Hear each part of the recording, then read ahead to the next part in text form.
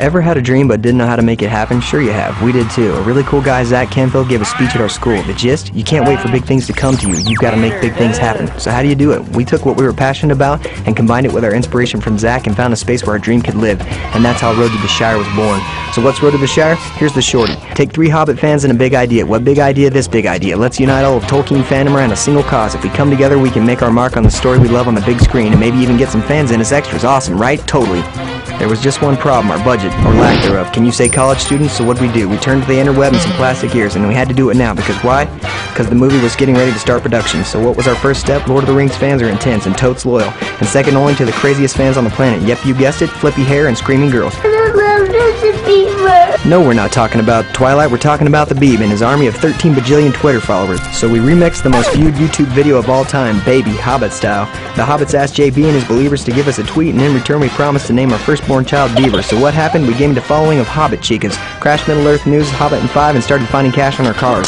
We also got a call, a big call, from the management of Lord of the Rings franchise wanting to collaborate. Behold the power of Beeb. We found closet Tolkien fans everywhere and proved that Hobbits can dance, but can they cook? Can you say second breakfast a la mode? Dining with the Dean can. We showed up on a national TV cooking show and kicked butt against some professional butt kickers. In the end, the Dean couldn't deny the power of breakfast.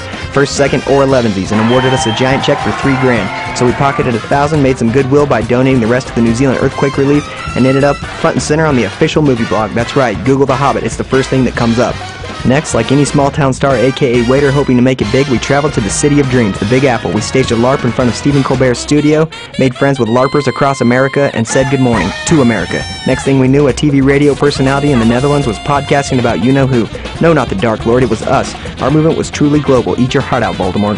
Speaking of hairy feet, we saw loads of them on September 26, Hobbit Day. Legit fans responded to our call and sent in videos and pictures of their celebrations from Denver to France. This barefoot bonanza caused a stir with the press and made Hobbit's top stories across the land.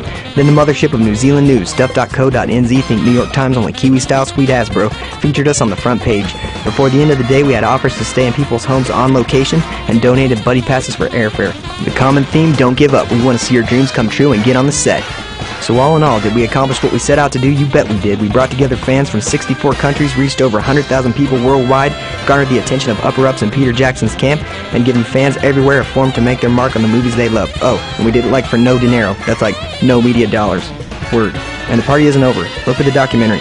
That's it. This video's over. Big ideas have no limits. Think outside the box. Jeez.